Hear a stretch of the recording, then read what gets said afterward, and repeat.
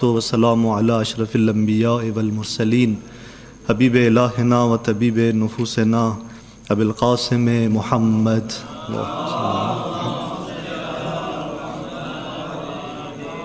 وعلی آلہ الطیبین الطاہرین المعصومین سیما بقیت اللہ فی الارضین روحی و ارواح العالمین لتراب مقدمہ الفدا اما بعد فقد قال اللہ تبارک و تعالی فی کلامہ المجید اذ قالوا لیوسف واخوہ احب الی ابینا منا ونحن عصبۃ ان ابانا لفی ضلال مبین۔ درود پڑھیں محمد وآل محمد۔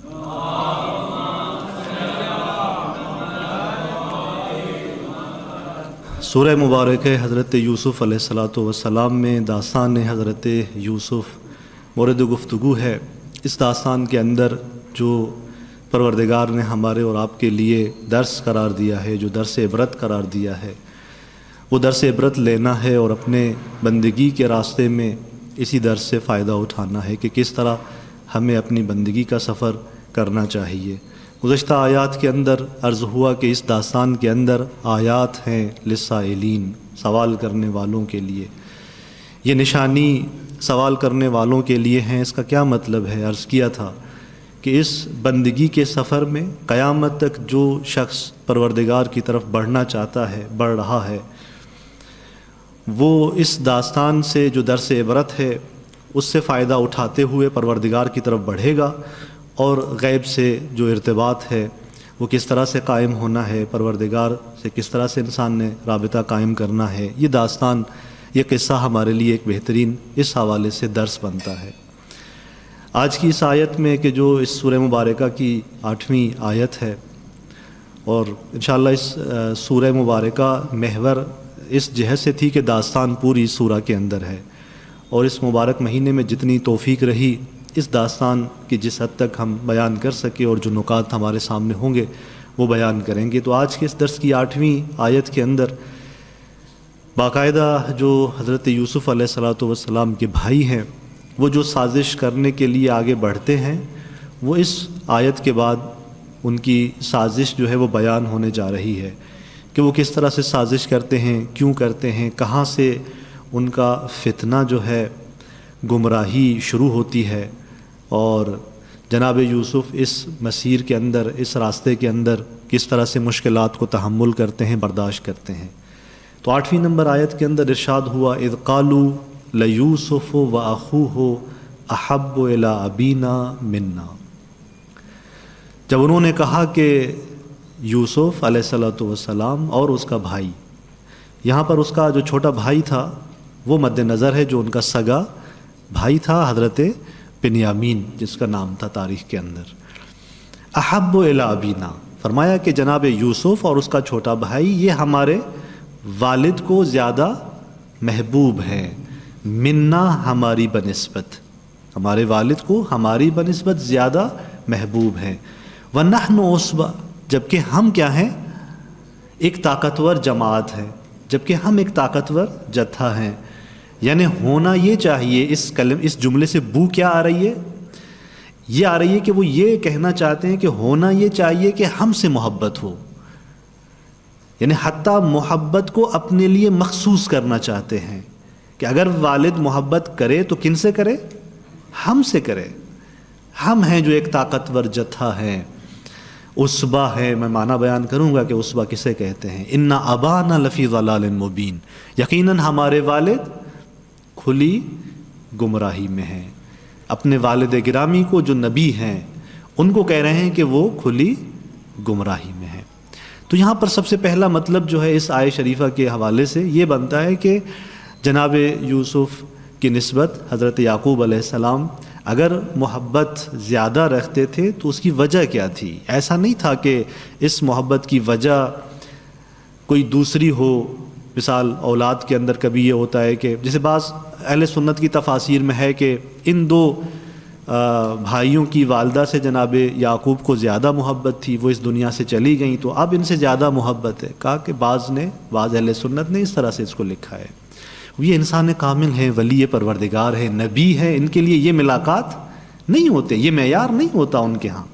تو اب اگر جناب یوسف سے محبت ہے، اگر اس کے بچپنے کی وجہ سے ہے، تو یہ تو طبیعی اور فطری سی چیز ہے نا کہ گھر کے اندر اگر ایک بچہ چھوٹا ہوتا ہے تو والدین اس سے زیادہ محبت کرتے ہیں. جو بڑا بھائی ہوتا ہے وہ اس کو برا بھی محسوس نہیں کرتا، یہ فطری چیز ہے. اور پھر جو بڑا تھا وہ بھی ایک زمانے میں چھوٹا تھا، اس سے بھی وہ محبت کی گئی ہے. تو لہٰذا یہ والی چیزیں معیار نہیں بنتی، یہ سبب نہیں تھا جناب یوسف سے محبت کا. اور میں نے پہلے عرض کیا تھا کہ جناب یعقوب ایک نبی تھے اور گاؤں کے لوگ، دور سے لوگ آتے تھے ان کے پاس، آمد و رفت بہت زیادہ تھی، مسائل پوچھتے تھے اور اس طرح سے آنا جانا کافی تھا. تو ظاہر ہے جو گھر میں بچے ہوتے ہیں وہ آگے بڑھتے ہیں، مہمانوں کی خاطر توازی کے لیے وہ آگے بڑھتے ہیں. تو جناب یوسف کم سنی میں تھے، ان کے بھائی کم سن تھے، دونوں گھر پہ ہوتے تھے. اور بڑے بھائی تو بعض تو وہ تھے کہ جن کی شادیاں ہو چکی تھیں، ان کے اپنے اپنے گھر تھے، بچے تھے. تو لہٰذا یہی گھر میں ہوتے تھے اور آگے بڑھتے تھے اور وہ مہمانوں کے لیے مہمانی کرتے تھے، میزبانی کا کام انجام دیتے تھے. تو ظاہر ہے جو بچہ خوبصورت بھی ہو اور پھر ادب بھی اچھا ہو تو جلب توجہ ہوتا ہے، سب کے اذہان، سب کی توجہ ان کی طرف جاتی ہے اور اس طرح سے وہ لوگوں کے اندر مقبول ہوئے، توجہ کا مرکز بنے. اور پھر خود جب جناب یعقوب کی بارگاہ میں آ کر حضرت یوسف علیہ السلام نے خواب بیان کیا تو خود خواب اس کی عظمت کو واضح کر رہا تھا یا نہیں کر رہا تھا؟ اس کی عظمت کو واضح کر رہا تھا. تو ایک طرف سے خواب عظمت کو واضح کر رہا ہے. جناب یعقوب سمجھ چکے ہیں کہ یہ بچہ عام بچہ نہیں ہے، یہ ولی پروردگار ہے، اس کی عظمت کیا ہے. تو لہٰذا وہ جو ایک محبت تھی تو اس اعتبار سے تھی، اس گوہر ولایت کی وجہ سے تھی جو جناب یوسف کے اندر تھا، وہ عظمت کے جو جناب یوسف کو حاصل تھی اس وجہ سے وہ محبت تھی. اور بعض نے یہاں تک کہا ہے کہ خداوند متعال کے جمال کی اپنی بلندی پر تجلی جناب یوسف کے وجود میں تھی اور جناب یعقوب اسے دیکھتے تھے. جمال الہی کی جو تجلی تھی جناب یوسف کے اندر وہ باعث بن رہی تھی کہ جناب یعقوب جو ہیں وہ ان سے زیادہ محبت کریں. تو یہ محبت بے عدالتی کی بنیاد پر نہیں تھی، عدالت کی بنیاد پر تھی. معیار تھا اس کا اور وہ معیار بھی الہی معیار تھا، کوئی انسانی معیار نہیں تھا، بشری معیار نہیں تھا. تو یہ باتیں پہلے بھی ہم نے بیان کر دی تھی کہ جناب یوسف سے اس طرح سے محبت تھی. اب جب یہ کہہ رہے ہیں کہ ہمارے والد کے ہاں یہ دونوں زیادہ محبوب ہیں جبکہ ہم عصبہ ہیں، تو یہاں سے اس کلام سے ایک جو بات سمجھ میں آتی ہے کہ ان کے وجود میں حسادت پیدا ہونے لگی ہے. یہ اپنے وجود کے اندر اپنے بھائیوں کی نسبت کیا کر رہے ہیں؟ حسد کر رہے ہیں. حسد ان کے وجود میں شروع ہوتا ہے یہاں سے، اور وہ حسد کا اظہار ہو رہا ہے ان جملوں کے ذریعے. حسد کیا بیماری ہے؟ تھوڑا سا اگر ہم حسد کو دیکھ لیں یہ 4-5 منٹ کے لیے، دیکھیں حسد بہت خطرناک بیماری ہے. یہ انسان کو کہاں تک لے جاتی ہے؟ حسد نہ فقط انسان کے ایمان کو ختم کرتی ہے، جیسا کہ روایات کے اندر بھی ہے اور آپ نے معروف حدیث سنی بھی ہوگی کہ ان الحسد یاکل الایمان، حسد ایمان کو کھا جاتا ہے. کس طرح سے کھا جاتا ہے؟ جس طرح سے ایک آگ لکڑیوں کو راکھ بنا دیتی ہے، کھا جاتی ہے. تو حسد ایمان کو اس طرح سے کھا جاتا ہے، یعنی ایمان کا ذرہ بھی اس انسان کے وجود میں نہیں رہتا، اس طرح سے کھا چکا ہوتا ہے حسد اس کو. اور پھر ادھر سے ایک چند احادیث کے اندر اس طرح سے ذکر ہوا کہ آفت الدین الحسد. حسد کیا ہے؟ دین کی آفت ہے. یعنی اگر حسد انسان کے وجود میں آ چکا ہے تو یہ حسد کیا کرے گا؟ جا کر اس کے دین کو ہی نابود کر دے گا، اس کے دین کو ہی نابود کر دے گا. تو یہ بہت ساری روایات ہیں اس حوالے سے. اور نہ فقط یہاں تک، ایک حسد کی بیماری وجود میں آ جاتی ہے اور پھر امام فرماتے ہیں کہ متضاعف السیئات، اور گناہوں کو بڑھا دیتی ہے. دوسرے گناہ بھی ہمارے وجود میں ہونے لگتے ہیں. جب آپ کسی کو دیکھتے ہیں خدا نے اس کو نعمت دی ہے اور ہمیں مثلا اس کی نعمت گوارا نہیں ہے، ہم حسد کرنے لگتے ہیں، ہم چاہتے ہیں کہ اس کو نعمت کیوں دی ہے خدا نے، یہ نعمت میرے پاس ہونی چاہیے تھی. تو وہاں پہ کیا ہوتا ہے؟ جھوٹ بھی بولنا شروع کرتے ہیں ہم، اور اس طرح سے تہمت لگانا بھی شروع کرتے ہیں، اس کے ساتھ دشمنی کرنا بھی شروع کرتے ہیں. یوں ایک حسد کی وجہ سے ہمارے وجود کے اندر بہت سارے دوسرے گناہ وجود پیدا کرنا شروع کر دیتے ہیں، اور آہستہ آہستہ انسان کے وجود میں ایمان نہیں رہتا، انسان کا دین برباد ہو جاتا ہے. اور ایک جو اس کا نقصان علماء بیان کرتے ہیں دوسرا، وہ کیا ہے؟ جیسے میں نے بارہا ان درسوں میں عرض کیا ہے، انسان کے وجود کے اندر پروردگار نے ایک نورانیت عقل کی صورت میں رکھی ہے. یہ حسد کیا کرتا ہے؟ اس عقل انسانی کو تباہ کر دیتا ہے. عقل انسانی کو باقی قوتوں کے اوپر نہیں لانے دیتا، اس کی حاکمیت کو ختم کر دیتا ہے، عقل کی نورانیت کو ایک تاریکی کی سمت لے جاتا ہے یہ حسد۔ تو اس طرح سے جب انسان اس مرحلے میں آ جاتا ہے تو دین اس کا نہیں بچتا۔ تبھی کہا گیا ہے کہ آپ کیا کریں، وَمِن شَرِّ حَاسِدٍ إِذَا حسد، آئیں بارگاہ الہی میں پناہ لیں اس شخص کے شر سے کہ جو حسد کرنے والا ہے۔ یعنی حسد کرنے والا اتنا خطرناک ہے کہ نہ فقط اپنے آپ کو نقصان دے رہا ہوتا ہے بلکہ جس سے حسد کر رہا ہے اس کو بھی نقصان دے رہا ہوتا ہے۔ تبھی خدا کہہ رہا ہے کہ بارگاہ الہی میں آ کر پناہ مانگیں اس کے شر سے۔ یہ دین کے اعتبار سے اس کے اندر جو مسائل پیدا ہونے ہیں، لیکن معصوم نے فرمایا کہ نہیں، نہ فقط اس کا دین خراب ہوگا، نہ فقط اس کا ایمان تباہ ہوگا، ظاہری زندگی کا سکون ختم ہو جائے گا، ظاہری ہماری زندگی کا سکون بھی باقی نہیں رہے گا۔ اسوأ الناس عیشا الحسود، لوگوں میں سکون کے اعتبار سے بدترین شخص کون ہے؟ حسود، جو حسد کرتا ہے، کوئی اس کا سکون باقی نہیں رہے گا۔ لا راحت لحسود، حسود کے لیے کوئی راحت اور سکون نہیں بچتی۔ اور خود امام فرماتے ہیں کہ یہ خود غافل ہے اس بات سے، العجب لغفلۃ الحساد عن سلامت الاجساد، تعجب ہے کہ یہ حسد کرنے والا اس سے غافل ہے کہ وہ اپنے جسم کو، اپنے اس جان کو نقصان پہنچا رہا ہے، یعنی حتیٰ وہ اپنے بدن اور جسم کو نقصان پہنچا رہا ہے۔ لہذا آپ دیکھیں ماہر نفسیات کیا کہتے ہیں، جب انسان کے وجود کے اندر حسد کی بیماری آتی ہے تو یہ بیماری جہاں ایک طرف سے ہماری نورانیت کو ختم کرتی ہے، ہمارے اندر تاریکی ایجاد کرتی ہے، ظلمت ایجاد کرتی ہے، وہاں پر یہ ہمارے اندر جو ہے وہ ہمارے روح کو بھی متاثر کرتی ہے، ہمارے نفس کو متاثر کرتی ہے، اس طرح سے کہ ہم ہر روز پریشان ہوتے ہیں، مغموم ہوتے ہیں، غمگین ہوتے ہیں، اور پوری زندگی اندر سے سکون جو ہے وہ انسان کو حاصل نہیں ہوتا۔ نفسیاتی اعتبار سے انسان جو ہے وہ اسٹریس میں چلا جاتا ہے۔ یہ ایک اثر ہے اس حسد کا جو انسان کو حاصل ہو رہا ہوتا ہے۔ اور امیر المومنین فرماتے ہیں ایک حدیث کے اندر، الحاسد مضر بنفسہ قبل ان یضر بالمحسود، حاسد جو ہے حسد کرنے والا اس سے پہلے کہ جس سے حسد کر رہا ہے اس کو نقصان دے، اس سے پہلے خود کو نقصان دیتا ہے۔ حسد کرنے والا خود کو نقصان دے رہا ہوتا ہے۔ پھر امام اسی حدیث کے اندر مثال دیتے ہیں ابلیس کی، کہ دیکھیں ابلیس نے حسد کیا اور بارگاہ الہی سے نکالا گیا، اپنے لیے لعنت خرید لی۔ ابلیس نے اپنے لیے لعنت پروردگار خرید لی، یعنی اس سے پہلے کہ جناب آدم کو کوئی نقصان دیتا، حضرت آدم علیہ السلام کوئی نقصان دیتا، اس نے اپنے آپ کو نقصان دے دیا، اپنے آپ کو اس بارگاہ الہی سے اتروا دیا۔ تو یہ حاسد ہے جو اس منزل پہ جا کے پہنچتا ہے۔ وجہ کیا ہے کہ انسان حسد کرنے لگتا ہے؟ انسان کے وجود میں حسد کی بیماری آتی ہے، راز کیا ہے اس کا؟ اس بیماری کا سبب کیا ہے؟ ممکن ہے چھوٹے چھوٹے بہت سارے اسباب روایات کے اندر بیان بھی کیے گئے ہیں، لیکن جو مین سبب ہے، اصلی جو اس کا سبب ہے وہ کیا ہے؟ خود روایات کے اندر بھی یہ مطلب موجود ہے، وہ یہ ہے کہ انسان ایمان میں، عقیدے میں کمزور ہو جاتا ہے۔ عقیدے اور ایمان کا کمزور انسان ہی حسد کرنے لگتا ہے۔ کیوں؟ اس لیے کہ حسد کرنے والا کیا کہتا ہے، کیا کرتا ہے؟ دوسرے کے پاس جو نعمت ہوتی ہے اس پہ حسد کر رہا ہوتا ہے نا۔ وہ نعمت کس نے دی ہے اس کو؟ خدا نے دی ہے۔ تو بس حسد کرنے والا در واقع پروردگار کی حکمت پہ، پروردگار کی تدبیر پہ، پروردگار کی عدالت پہ اعتراض اٹھا رہا ہوتا ہے۔ اور یہی مطلب روایات کے اندر واضح بیان ہوا۔ جناب زکریا علیہ السلام جو نبی عظیم تھے، بزرگ نبی تھے، اس کی جانب سے ایک حدیث ہے، یعنی حدیث قدسی ہے، پروردگار کی طرف سے وہ ایک بات نقل کرتے ہیں، کہتے ہیں کہ الحاسد عدو لنعمتی، ذات پروردگار کہہ رہا ہے کہ حاسد کون ہے؟ میری نعمت کا دشمن ہے۔ پھر کہا کہ متسخط لقضائی، حاسد کون ہے؟ یہ ناراض ہے، یہ غصہ ہے میری قضا پر، میں نے جو قضا رکھی ہے اس پر یہ ناراض ہے۔ اور فرمایا کہ غیر راض لقسمتی التی قسمت بین عبادی، جو بندوں میں نے تقسیم رکھی ہے یہ اس تقسیم پہ راضی نہیں ہے۔ تو بس حاسد کون ہے؟ حاسد وہ ہے جو اپنے عقیدے اور ایمان میں کمزور ہے، حاسد وہ ہے کہ جس کا اعتراض ذات پروردگار کی تقسیم پر ہے دروا کے۔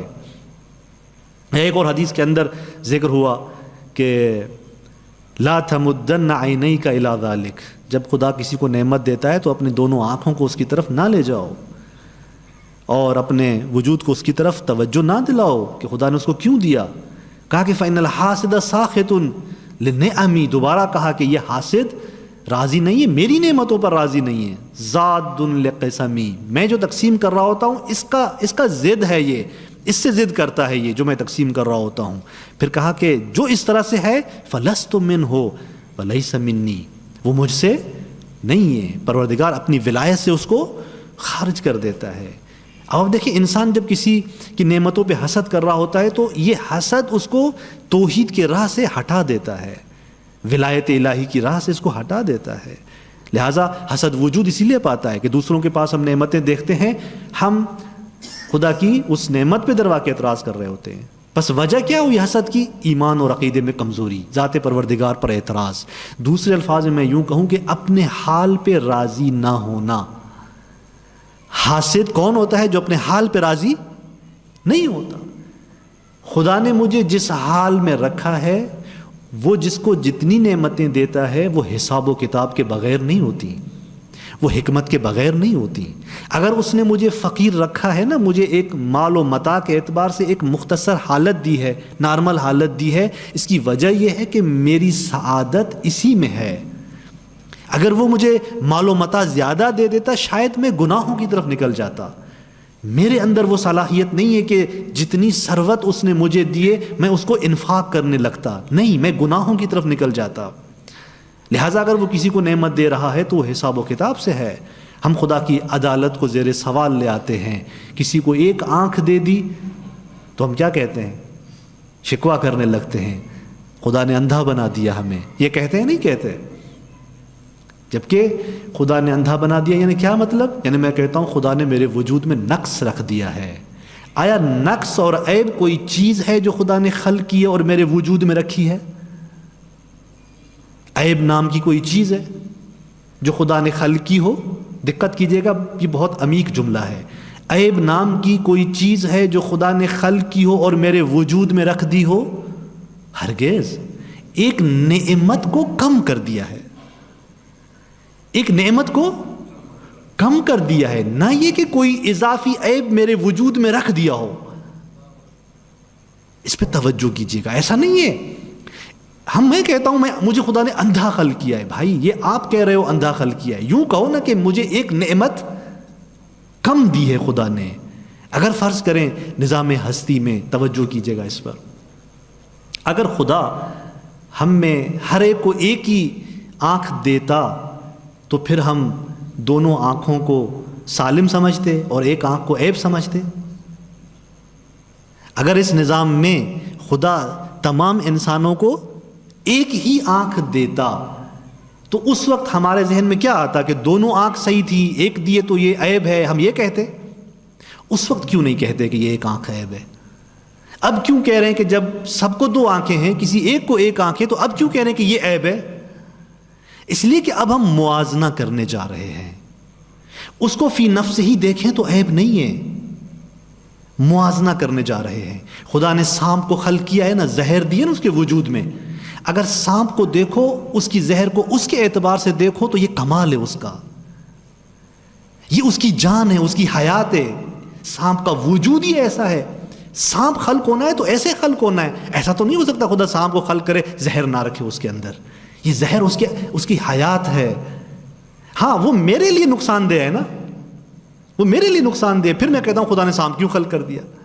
بھائی جب موازنہ کرتے ہو چیزوں کا ایک دوسرے سے، تب تمہارا فکر کہنے لگتا ہے کہ یہ تو عیب تھا، یہ خدا نے کیوں خلق کیا. نہیں، ہر چیز کو اس کی اپنی ذات میں جا کر دیکھو، وہ عیب نہیں ہے. جس چیز کو خدا نے جیسا خلق کیا ہے وہ اس کے لیے کمال ہے. ہاں اگر کہیں پہ نعمتیں زیادہ ہیں کہیں پہ کم ہے تو یوں کہو نا خدا نے نعمت کم دی ہے. یہ کیوں کہہ رہے ہو کہ خدا نے مجھے عیب دے دیا ہے؟ عیب کوئی چیز نہیں ہوتی کہ خدا نے اسے الگ سے خلق کر کے ہمارے وجود میں رکھ دیا ہو. تو لہٰذا ہم کیا کرتے ہیں؟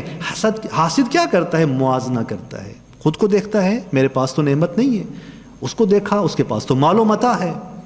جب موازنہ کیا تو یہ لگا کہ شکوہ کرنے لگا کہ خدا نے مجھے کیوں فقیر خلق کیا ہے، خدا نے مجھے کیوں ایسا خلق کیا ہے. یقین مانے اگر خدا سب کو ایک جیسا خلق کرتا تب بھی پتہ ہے یہ اعتراض ختم ہونے والا نہیں تھا۔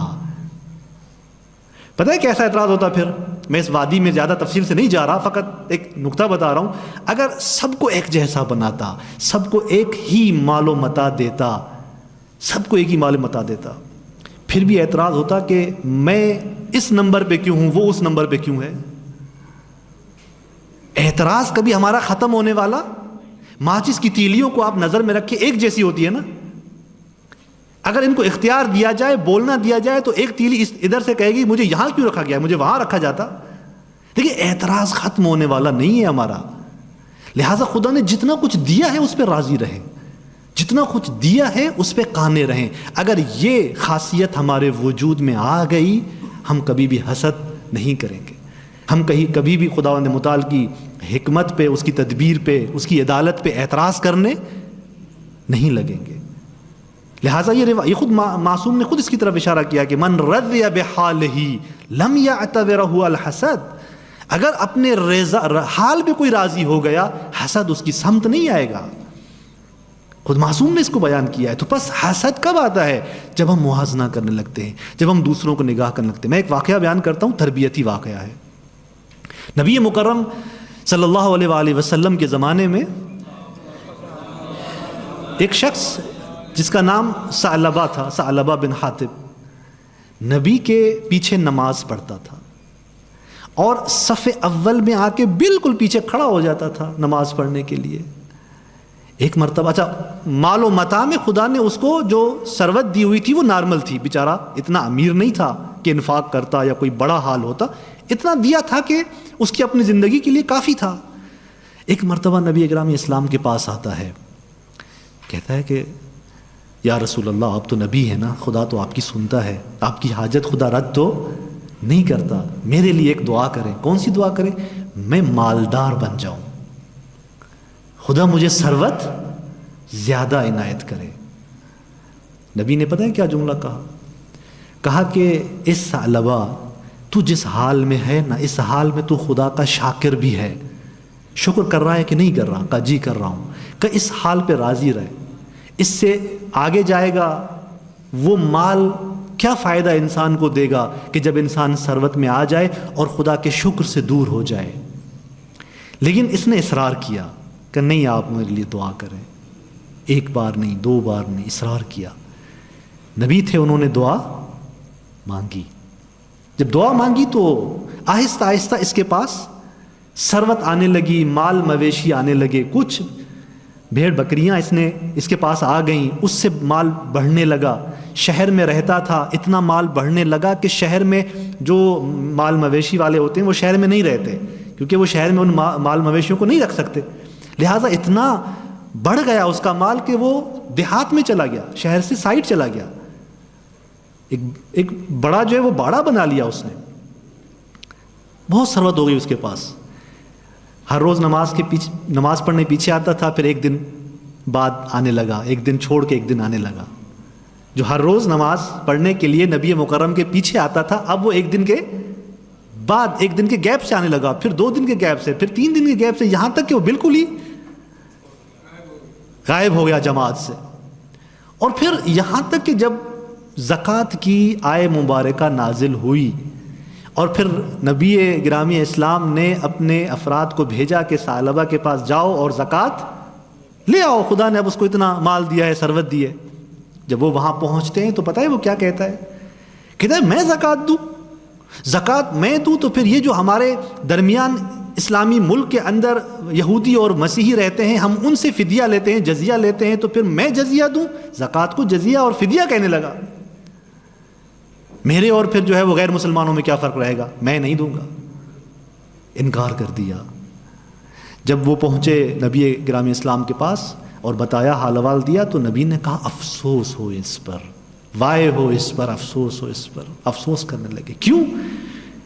ثروت مانگی تھی، جو وعدہ وعید کیا تھا کہ میں اس کو انفاق کروں گا خدا کی راہ میں، اب وہی ثروت ہے جو اس کو شکر سے لے کے جا رہی ہے گمراہی کی طرف۔ تو لہٰذا ہوا کیا؟ دیکھیں، اگر خدا نے مجھے ایک خاص حیثیت میں رکھا ہوا ہے تو اس پہ شاکر رہیں۔ کیوں؟ اس لیے کہ وہ جانتا ہے کہ میری مصلحت، میری سعادت اسی کے اندر ہے۔ اگر میں ثروت مند ہوتا اور اس میں میری سعادت ہوتی تو خدا مجھے مال عطا کر دیتا، کیونکہ میں انفاق کے قابل ہوتا تو مجھے مال عطا کر دیتا، اگر میں چونکہ انفاق کے قابل نہیں ہوں مجھے نہیں دے رہا، اور اگر دے دے گا تو میں راستے سے ہٹ جاؤں گا۔ تبھی ایک آیت شریفہ کے اندر ارشاد کیسے ہوتا ہے، وَلَوْ بَسَطَ اللَّهُ الرِّزْقَ لِعِبَادِهِ، اگر اللہ اپنے سب بندوں کے لیے رزق کو وسیع کر دے، لَبَغَوْا فِي الْأَرْضِ، وہ کیا کریں گے؟ زمین میں فساد پھیلائیں گے، وہ زمین میں فساد پھیلائیں گے۔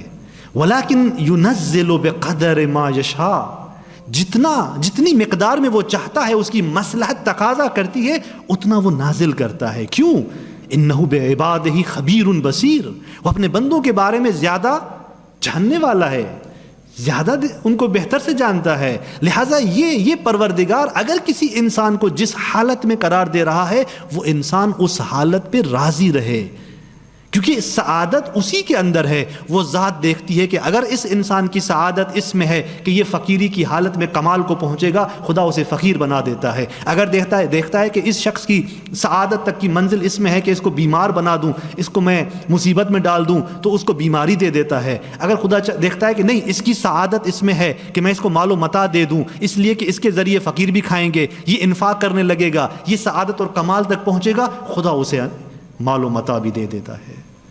تو کبھی کسی کے ثروت پہ دیکھ کے شکایت مت کیا کرے۔ ہاں، اپنی ظرفیت کو بڑھائیں، اپنے ایمان کو بڑھائیں، اپنی ظرفیت کو بڑھائیں، اپنے آپ کو اس قابل بناؤ کہ خدا کے ہاں ثابت کرو اس بات کو کہ خدایا اگر تو نے مال بھی دے دیا میں بندگی سے نہیں ہٹوں گا۔ اس قابل بناؤ اپنے آپ کو۔ جب انسان اس قابل بنائے گا تو پھر خدا کے ہاں تو بخل نہیں ہے نا۔ خدا کے ہاں بخل، وہ تو سراپا کمال ہے، وہ تو کمال دیتا ہے۔ اگر نہیں ہے کوئی لینے والا تو ہم نہیں ہیں، مشکل کہیں پر ہے تو ہمارے اندر ہے، نہ اس ذات بابرکت کے اندر۔ تو یہ حسد ہے کہ حسد وہ کرتا ہے جو اپنے عقیدے اور ایمان میں اور عقیدے میں کمزور ہو۔ حسد وہ کرتا ہے کہ جو درواقع ذات پروردگار کی عدالت پہ اعتراض کر رہا ہوتا ہے، جو اس کی حکمت پہ اعتراض کر رہا ہوتا ہے، جو اپنے حال پہ راضی نہیں ہوتا۔ اور بہت سارے مشکلات ہیں اس کے اندر۔ کہا کہ اذ قالوا لیوسف واخوہ احب الی ابینا منا ونحن عصبۃ، جبکہ ہم کیا ہیں؟ ایک طاقتور جتھا ہیں، اور ہمارے والد گرامی محبت کرتے ہیں تو ہمارے دو چھوٹے بھائیوں سے محبت کرتے ہیں۔ بس حسد کی بو اس جملے سے باہر آئی تھی۔ دوسری بو کیا آ رہی ہے اس سے؟ تکبر اور غرور۔ کہا کہ نحن عصبہ، ہم ہیں طاقتور، ایک جماعت۔ عصبہ کسے کہتے ہیں؟ دیکھیں، اگر آپ نے چند رسیوں کو آپس میں جوڑنا شروع کیا، لپیٹنا شروع کیا اور ایک رسی بنا دیا تو اس کو کہتے ہیں عصبہ۔ اس کو کیا کہتے ہیں؟ عصبہ۔ جسے آپ دیکھیں ایک دھاگے کے اندر کتنے ریشے ہوتے ہیں، وہ ریشے جمع ہو جاتے تو ایک دھاگا بنتا ہے۔ اس طرح پھر چند دھاگے اگر آپ آپس میں لپیٹیں تو ایک رسی بن جائے گی، اس کو عصبہ کہتے ہیں۔ عصبہ یعنی چند چیزیں آپس میں اس طرح سے لپٹ جائیں کہ وہ ایک چیز بن جائے۔ اور یہ کیوں کہہ رہے تھے کہ ہم عصبہ ہیں؟ 10 بھائی تھے نا، اور 10 بھائی آپس میں جڑے ہوئے تھے، ایک ساتھ کام پہ جاتے تھے اور مویشیوں کو لے کے جاتے تھے چرانے کے لیے، اور سارے کام ساتھ مل کے کرتے تھے، بڑے بھی تھے۔ تو اس طرح سے آپس میں رہ رہے تھے، اتحاد ان کے آپس میں اس طرح سے تھا کہ وہ اپنے آپ کو ایک ہی شکل میں حساب کر کے کہہ رہے ہیں کہ ہم عصبہ ہیں، ہم ایک طاقتور جتھا ہیں۔ اور اسی کو معیار بنا کے کہا کہ ہم جب طاقتور جتھا ہیں تو پھر ہمارے بھائی یوسف اور چھوٹا بھائی بنیامین، یہ تو 2 چھوٹے بھائی ہیں، گھر کے سارے امور کس کے سر پہ ہیں؟ گھر کے سارے بڑے بڑے سنگین کام کس پر ہیں؟ ہمارے اوپر ہیں، ان پر تو نہیں ہے۔ تو والد ان سے محبت کیوں کرتا ہے؟ احساس ایک حسد کی جھلک یہاں سے آئی، اور پھر یہ کہ ہم عصبہ ہیں، غرور، تکبر، جسمانی قوت کو اپنے لیے معیار بنا دیا۔ جب یہ غرور انسان کے وجود میں آتا ہے تو کیا ہوتا ہے؟ عقل انسانی تباہ ہو جاتی ہے، نورانیت عقل ختم ہو جاتا ہے، اور انسان یہ فکر کرتا ہے کہ میں ہوں۔ جب آ گیا نا، پھر کہتا ہے کہ کسی مجلس میں جاؤں تو صدر مجلس اسٹیج پہ مجھے بٹھایا جائے، میں ہوں، باقی سب کی نگاہوں کا مرکز کون بنے؟ میں بنوں۔ یہ میں جب بیچ میں آ جاتا ہے تو انسان کو نابود کر دیتا ہے، انسان کو حیثیت دینے لگتا ہے۔ جب حیثیت آ جاتی ہے نا، انسان اپنے ذہن میں حیثیتوں کو بٹھا لیتا ہے تو وہیں سے انسان کی تباہی شروع ہو جاتی ہے کہ ساری نگاہیں میری طرف ہوں. اور اس طرح سے آپ دیکھیں کہ کمال معیار فرض کیا. اور آقا جوادی عاملی حفظہ اللہ فرماتے ہیں کہ ایک باطل فکر وجود پایا جہاں سے ان کی گمراہی کی طرف جانا اور گناہ کی طرف بڑھنا شروع ہوا. ایک باطل فکر تھا. باطل فکر کیا تھا؟ باطل فکر یہی تھا کہ ہم طاقتور جتھا ہے، ہم ایک طاقتور جماعت ہیں، ہم جسمانی اعتبار سے قوی ہیں. یہ ایک ایسا فکر تھا جس کو معیار بنا دیا انہوں نے. قرآن مجید کس چیز کو معیار بناتا ہے؟ جس نے اس طرح کے معیار بنائے ہیں خدا نے ان کو ٹھوکا ہے، رد کیا ہے، ملامت کی ہے. قرآن مجید کے اندر آپ جا کر آیات ملاحظہ کریں، وَنَحْنُ أَكْثَرُ أَمْوَالًا وَأَوْلَادًا، کوئی آ کر یہ کہتا تھا کہ ہم مال میں بھی زیادہ ہیں، اولاد میں بھی زیادہ ہیں. پچھلے زمانے میں کیا ہوتا تھا؟ جس کی جتنی اولاد ہوتی تھی اتنا وہ اپنے آپ کے لیے امتیاز فرض کرتا تھا، اپنے آپ کو ایک حیثیت والا سمجھتا تھا. کہا کہ ہم زیادہ ہیں مال اور متاع کے اعتبار سے. یا کہیں پہ ارشاد ہوا کہ انا اکثر منک مالا، کسی نے کہا کہ میں مال میں تجھ سے زیادہ ہوں، واعز نفرا، اور میں افراد میں تجھ سے عزیز تر ہوں. یعنی جب ایک نے کسی سے اپنے آپ کا موازنہ کیا تو کس چیز کو ملا کر معیار بنایا؟ مال کو اور اولاد کو. تو یہ وہ معیارات ہیں جو بشری اور انسانی ہیں. یہ انسانی معیار ہے، بشری معیار ہے. خدا کا یہ معیار نہیں ہے. خدا کس چیز کو معیار بناتا ہے؟ کہ ان اکرمکم عند اللہ اتقاکم، تم میں سے میرے نزدیک محترم، مکرم، عزت مند وہ ہے جو تم میں سے زیادہ متقی ہے، جو تم میں سے زیادہ متقی ہے. یہ معیار پروردگار ہے. پروردگار اس کو معیار بناتا ہے. اگر کوئی متقی ہے وہ خدا کے ہاں محترم ہے. حتیٰ ایک نبی کا فرزند ہی کیوں نہ ہو، متقی نہیں ہے، خدا کے ہاں محترم نہیں ہے. امام زین العابدین علیہ الصلوۃ والسلام، مولا سے بڑھ کر کسی کا نسب ہو سکتا ہے، کسی کا حسب ہو سکتا ہے. ایک مرتبہ مکے کے اندر خانہ کعبہ کی دیوار کے ساتھ بیٹھے ہوئے تھے، رات کی تاریکی تھی، امام مناجات کر رہے ہیں. مناجات بھی کیسے کر رہے ہیں؟ زار و قطار رو رہے ہیں، جس طرح کوئی خشیت الہی میں غرق ہو. کوئی نہیں تھا، سناٹا تھا. ایک مرتبہ ایک صحابی امام کے آ جاتے ہیں، دیکھتے ہیں کہ امام بیٹھے ہوئے مناجات کر رہے ہیں. مناجات جب ختم ہوتی ہے تو امام کے پاس آتے ہیں، کہتے ہیں مولا آپ کیوں رو رہے ہیں؟ رونا چاہیے تو ہمیں رونا چاہیے. آپ کا تو نسب بہت اعلیٰ ہے، آپ کس کے فرزند ہیں؟ آپ خود امام ہیں. جب نسب کی بات کی، نسب ان سے بڑھ کر تو کسی کا نہیں ہے. امام نے اپنے صحابی کو کہا کہ خدا کے ہاں معیار تقویٰ ہے، نسب نہیں ہے. یعنی ذات امام بھی اگر کوئی معیار اپنے صحابی کو بتا رہا ہے تو کون سا معیار ہے؟ تقویٰ ہے. خدا کی بارگاہ میں عزت مند بننا ہے تو پھر تقویٰ ہے. ہاں یہ الگ بات ہے کہ بعض مواقع پہ پروردگار تقویٰ بنیادی چیز ہے، اس کے علاوہ کچھ اور شرائط کو، کچھ اور چیزوں کو بھی پروردگار دیکھتا ہے بعض مواقع پر. جیسے آپ نے جناب طالوت کا واقعہ قرآن کے اندر سنا ہوگا، دیکھا ہوگا. خدا نے کس کو معین کیا؟ جناب طالوت کو. کیوں معین کیا حاکم کے عنوان سے؟ اس لیے کہ متقی تو تھا ہی، لیکن اس زمانے میں جس دشمن کا سامنا تھا، جس سے لڑنا تھا، وہ اس طرح کی شخصیت کو آگے کرنا ضروری تھا. کیوں؟ اس لیے کہ جہاں تقویٰ بھی تھا وہاں جسمانی اعتبار سے قوت بھی تھی. جناب طالوت جسمانی اور بدنی اعتبار سے بہت قوی تھے. لہٰذا اگر عسکری کمانڈر کوئی معین کرنا ہے نا نظام اسلام کے اندر، تو وہ جتنا متقی ہو اتنا نڈر ہو، جسمانی طاقتور ہو. یہ الگ بات ہے کہ بعض مواقع پہ پروردگار ان بعض دیگر چیزوں کو بھی اہمیت دیتا ہے، حیثیت دیتا ہے. لیکن اگر تقویٰ نہ ہو تو خالی جسمانی قوت کسی کام کی نہیں ہے، خالی جسمانی قوت کام کی نہیں ہے. اور کہا نحن عصبہ، ہم کیا ہیں؟ تو بس یہ آیت، یہ جملہ پیغام دے رہا ہے ہمیں کہ کبھی بھی اپنے جسمانی قوت پہ ناز مت کرنا، کبھی بھی اپنے بشری اور انسانی معیارات پہ فخر نہ کرنا، امتیازات پہ فخر نہ کرنا. اور یہاں سے یہ اترتے ہیں گناہ کی طرف، گمراہی کی طرف. اور پہلا اثر جو ان کے اس حسد اور اس غرور کے بعد وجود پایا وہ کیا تھا؟ ایک بہت بڑی جسارت تھی، ایک بہت بڑی جرأت، ایک بہت بڑی جسارت. ایک نبی کے محضر میں کہا ان ابانا لفی ضلال مبین، یقیناً ہمارے والد کیا ہیں؟ کھلی گمراہی میں ہے. نبی ہیں جناب یعقوب علیہ السلام۔ یہ جملہ جب کہا انہوں نے کہ ہمارے والد کھلی گمراہی میں ہیں، اس سے مراد کیا ہے؟ وہ کس گمراہی کی بات کر رہے ہیں؟ ایک تو جسارت تھی، گمراہی کا لفظ کہنا ہی بہت بڑی جسارت تھی، لیکن یہاں پہ بعض تفاسیر نے کہا ہے کہ مثلا کہ یہ جو بھائی تھے جناب یوسف کے، یہ آگے جا کر ان میں سے کوئی نبی بھی بنتا ہے۔ بعض نے کہا ہے، اہل سنت کی تفاسیر کے اندر یہ موجود ہے، اور بعض نے کہا ہے کہ نہیں، یہ جو ہے وہ کافر تھے، نبی کیسے ہو سکتے ہیں۔ لیکن ہماری تفاسیر میں علماء نے، بزرگان نے، ائمہ اطہار کی روایات کی روح سے جو بات روشن ہے، واضح ہے، وہ کیا ہے؟ دیکھیں، یہ کافر نہیں تھے اور یہ نبی بھی نہیں ہوئے تھے۔ جو ایک مرتبہ اپنے نفس پر، اپنے روح پر، اپنے وجود پر ظلم کرے، گناہ کرے، کبھی بھی امام یا نبی نہیں بن سکتا۔ یہ قانون الہی ہے۔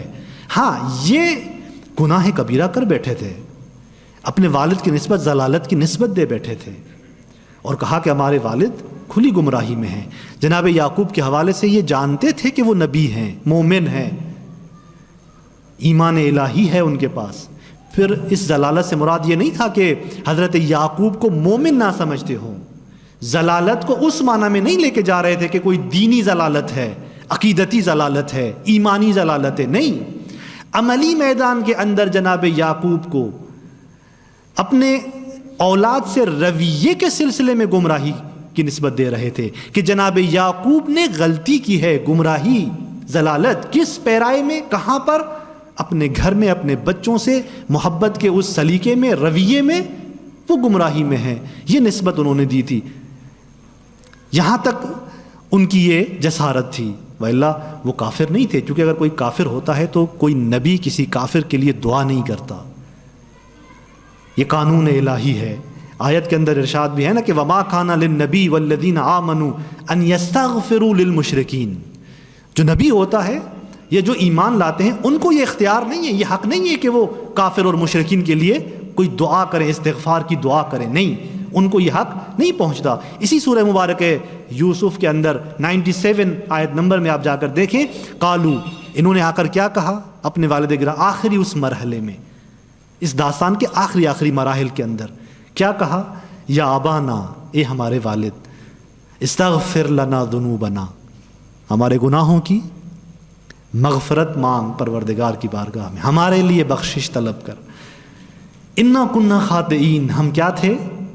خطا کار تھے۔ بس یہ آخری کا مرحلہ ایسا تھا ان کا کہ پشیمان ہوئے تھے اور ایک نبی سے استغفار کی طلب کر رہے ہیں۔ پھر جواب کیا دیا جناب یعقوب علیہ السلام نے؟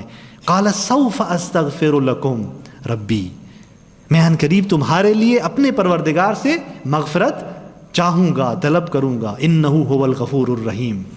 تو یہ نبی کی مغفرت مانگنا اپنے ان بچوں کے لیے بتا رہی ہے کہ وہ کافر نہیں ہو گئے تھے، مشرک نہیں تھے۔ یا خود جناب یوسف نے بھی آخری مراحل میں کیا کہا تھا؟ لا تثریب علیکم اليوم، آج تم پر کوئی ملامت نہیں ہے، یغفر اللہ لکم، خدا تمہیں معاف کر دے گا۔ بس یہ بتا رہا ہے کہ اس پہلے مرحلے میں جب انہوں نے جسارت کی تو یہ جسارت ایک گناہ کبیرہ میں اترنے کی تھی، گناہ کبیرہ میں اترنے کی تھی۔ تو بس یہاں سے یہ آگے بڑھے اور اپنے والد گرامی کو خطا کار جانا اور گمراہ جانا، اور یہاں سے در واقع وہ اپنے آپ کو دھوکہ دے رہے تھے۔ یعنی یہ کیا کہہ رہے ہیں؟ ابھی یہاں سے کہاں بڑھ رہے ہیں کہ آئیں اپنے والد محترم کی اصلاح کرتے ہیں، اس کو ٹھیک کرتے ہیں کہ وہ راہ راست پر آ جائے۔ یہاں سے آگے بڑھتے ہیں، اس کو خطا کار جانتے ہوئے آگے بڑھتے ہیں۔ اور اگر یہ جناب یوسف کو قتل کر دیتے تو پھر ان کے نجات کا کوئی راستہ نہ ہوتا، نہ بچتا۔ یہاں سے اپنے والد کو خطا کار جانا، اپنے وجود کے اندر غرور کو ابھارا، اور آپس میں بیٹھے مشورت کرنے لگے کیا کرنا چاہیے، اپنے والد کی محبت ہماری طرف جلب ہو، توجہ ہو، کیا کرنا چاہیے۔ اب یہ آپس کے ان کے مشورے شروع ہو جاتے ہیں۔ اقتلوا یوسف، آیت نمبر 9 میں، جو اس کی اگلی 9 نمبر آیت ہے، اس کے اندر ارشاد ہوا اقتلوا یوسف۔ ایک نے کہا کہ یوسف کو قتل کرو، دوسروں نے کہا نہیں، اوِطرحوہ ارضا، اس کو ایک انجان زمین پر چھوڑ کر آؤ، قتل نہ کرو، اپنے آپ کے ہاتھ ان کے خون میں آلودہ مت کرو ڈائریکٹ، اس کو ایک انجان زمین میں چھوڑ کے آؤ۔ انجان زمین میں جب چھوڑ کے آؤ گے تو صحرا ہے، درندے ہیں، خود بخود یہ کیا ہو جائے گا؟ دنیا سے چلا جائے گا۔ جو ہمارا مقصد ہے وہ حاصل ہو جائے گا۔ ہم نے یوسف کو اپنے والد سے دور کر دیا، مقصد حاصل ہو جائے گا۔ کہا کہ یخلو لکم وجہ ابیکم، جب یہ کام کر لو گے تو تمہارے باپ کی توجہ تمہاری طرف آ جائے گی۔ اور عجیب جملہ کہا، وَتَكُونُ مِن بَعْدِهِ قَوْمًا صَالِحِينَ، اور اس کے بعد تم کیا ہو جاؤ گے؟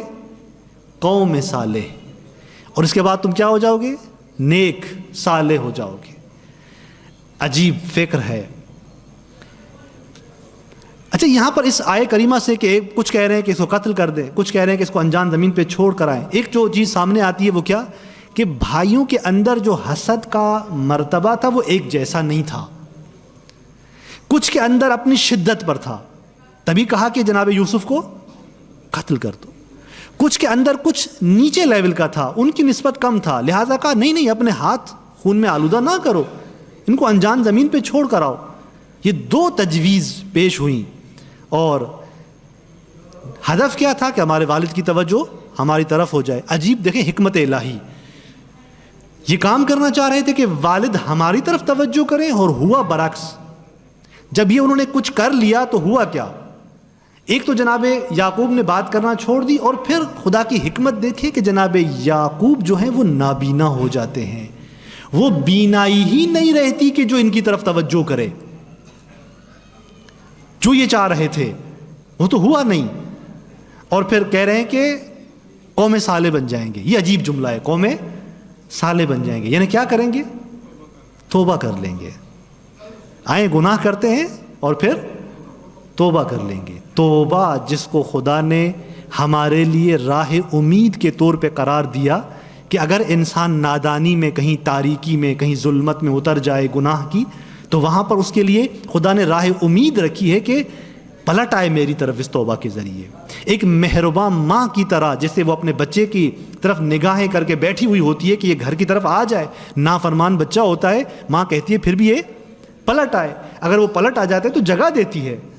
خدا وہ مہربان ہے، سبقت رحمتہ غضبا، اس کی رحمت اس کے غضب پر مقدم ہے، لہٰذا وہ ذات جو ہے جس نے توبہ قرار دی کہ آپ اور ہمارے لیے راہ نجات ہو، وہ ہم نے اس توبہ کو وسیلہ گناہ بنا دیا۔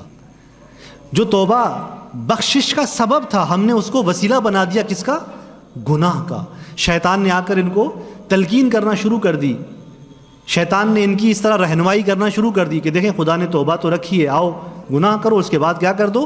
توبہ کر دو۔ توبہ الہی سے مذاق، توبہ سے مذاق ہے، یہ اپنے آپ کو دھوکہ دینا ہے، یہ اپنے آپ کے اپنے یعنی پشیمان ہو کے، یہ کون سی پشیمانی ہے جب آپ توبہ کو سامنے رکھ کے پھر گناہ کی طرف انسان بڑھ جائے اور پھر کہے کہ میں پشیمان ہو جاؤں گا۔ وہ آیے شریفہ کے جس کے اندر خدا نے وعدہ دیا اور اس توبہ کو ہمارے لیے امید بنایا، کیا ہے وہ آیت؟ خدا نے کہا کہ والذین اذا فعلوا فاحشۃ، وہ جو گناہ کرتے ہیں، او ظلموا انفسہم، یا اپنے وجود پر ظلم کرتے ہیں، اپنے نفس پر ظلم کرتے ہیں، گناہ کرتے ہیں، ذکروا اللہ، اگر انہوں نے یہ کام انجام دیا تو خدا کو کیا کریں؟ یاد کریں، فاستغفروا لذنوبہم، خدا ان کو کیا کر دے گا؟ معاف کر دے گا۔ جب یہ آیے شریفہ نازل ہوئی ہے نا، شیطان کی حالت خراب ہونے لگی ہے۔ صعد ابلیس جبلا بمکہ، اس آیت کے نزول کے بعد ابلیس کہاں چلا گیا؟ مکے میں ایک پہاڑی تھی اس پہ چلا گیا، اور چیخ چیخ کے پکار رہا تھا اپنے لشکر کو کہ کہاں ہو، جمع ہو جاؤ، آ جاؤ یہاں پر۔ وہ آ جاتے ہیں، کیا ہوا ہے؟ کہا تم نے نہیں دیکھا یہ آیت نازل ہوئی ہے۔ یہ آیت نازل ہوئی ہے یعنی کیا ہوا؟ یعنی خدا نے اپنے بندوں کو راہ نجات دے دی ہے، خدا نے ایک راہ امید قرار دی ہے اپنے بندوں کے لیے۔ اگر یہ گناہ کرتے ہیں تو ان کے لیے خدا نے دروازہ کھول دیا ہے۔ ہم کیا کریں؟ ابھی اپنے لشکر والوں کو بلایا، کون ہے جو اس راہ امید کا راستہ روک سکے؟ ہے کوئی؟ ایک نے کہا میں، کہا نہیں تو اس کام کا نہیں ہے، کیونکہ شیطانوں میں بھی تو سب ایک جیسے نہیں ہے نا۔ دوسرے نے کہا میں، کہا نہیں تو تیرا یہ کام نہیں ہے، تو نہیں کر سکتا۔ ایک تھا وہ اٹھ کے کھڑا ہوا، اس کا نام جو حدیث کے اندر ذکر ہوا ہے وسواس خناس تھا. وسواس کہتے ہیں وسوسہ ڈالنے والا, خناس کہتے ہیں جو چھپ جائے, جو بھاگ جائے, چھپ جائے. یہ وسواس خناس یہ اٹھ کے کھڑا ہو گیا, کہا کہ میں یہ کام کروں گا. کہا کیسے کرو گے؟ بماذا, کس طرح سے؟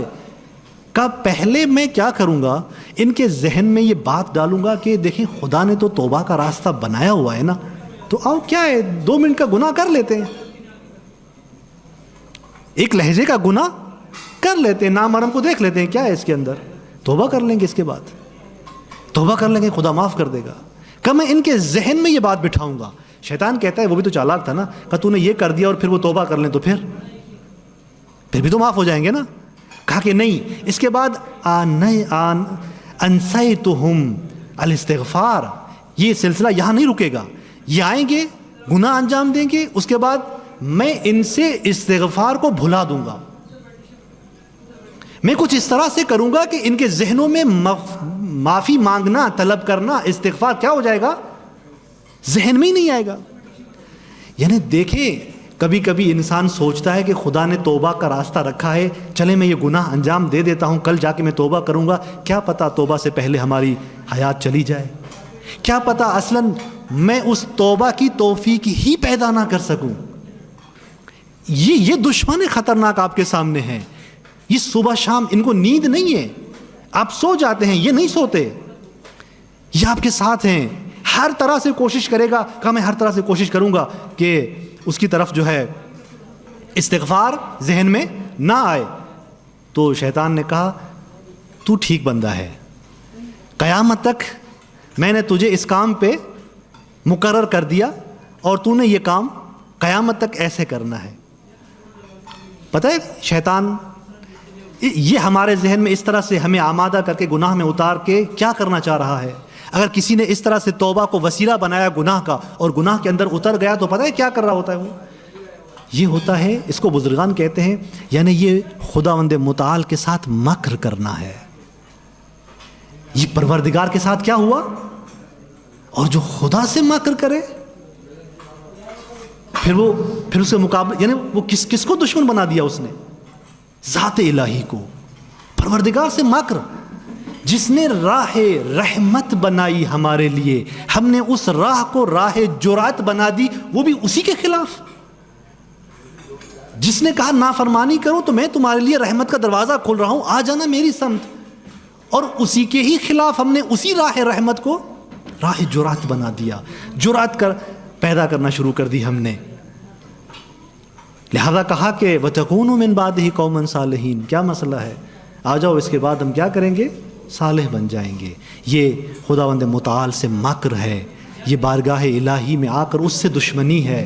اگرچہ بعض نے کہا ہے کہ اس کا ایک معنی یہ بھی ہو سکتا ہے کہ انہوں نے کہا کہ ہم بعد میں صالح ہو جائیں گے, یعنی ہماری دنیا صحیح ہو جائے گی, والد ہماری طرف نگاہ کرنے لگیں گے اور ہم ٹھیک ہو جائیں گے دنیاوی امور کے اندر.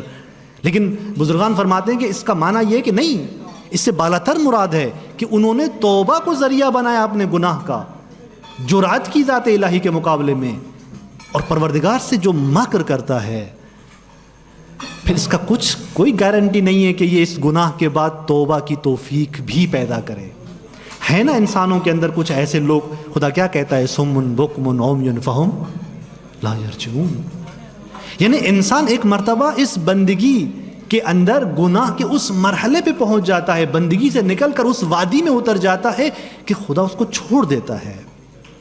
اور جب خدا کسی کو چھوڑ دیتا ہے پھر راستہ پلٹنے کا نہیں ہوتا. فہم لا یرجعون, یہ نہیں پلٹیں گے. تو یہ اس آیے کریمہ کے اندر درس تھا ہمارے لیے. ایک اور تجویز بھی تھی, ایک اور بھائی نے تجویز دی تھی ان 2 تجویز سے ہٹ کر, اور یہ 2 سال کا عرصہ, بزرگان کہتے ہیں کہ 2 سال کا عرصہ تقریباً یہ ان کے درمیان باتیں چلتی تھی کہ ہم کیا کریں جناب یوسف کو, کس طرح دور کریں. یہ کوئی 2 3 4 دن کا کھیل نہیں تھا. 2 تجویزیں سامنے آئیں اور تیسری تجویز بہت لیٹ آئی تھی. وہ تیسرا وہ تھا کہ جس کے اندر تھوڑا سا رحم تھا. حسد تو اس کے اندر بھی تھا, میں نے عرض کیا کہ حسد کی کیٹیگریز, ان کے اندر حسد کے مراتب تھے. وہ تیسرا کچھ ان کی نسبت رحم دل تھا. اس نے کہا نہیں, کرنا بھی چاہتے ہو تو یہ کام نہ کرو, یہ کام نہ کرو. وہ تیسری تجویز اس نے دی تھی, اور وہ تجویز کیا تھی؟ وہ تجویز اس نے دی اور جناب یوسف قتل سے بچ گئے. اس تجویز نے کیا کردار ادا کیا اس قصے کے اندر؟ ایک بہت لطیف نقطہ ہے اور بہت خوبصورت درس ہے اس کے اندر کہ انشاءاللہ اگلے دروس کے اندر ان تمام باقی مطالب کو آپ کی خدمت میں بیان کریں گے. بارگاہ الہی میں دعا گو ہیں کہ وہ ذات ہمیں شیطان کے شر سے محفوظ کرے, وہ ذات ہمیشہ ہمیں اپنی رحمت میں قرار دے, اور کبھی ایسا نہ ہو کہ ہم اسی کی راہ رحمت کو اسی کے مقابلے میں اپنے لیے راہ جرأت بنا دیں. والسلام علیکم ورحمۃ اللہ وبرکاتہ.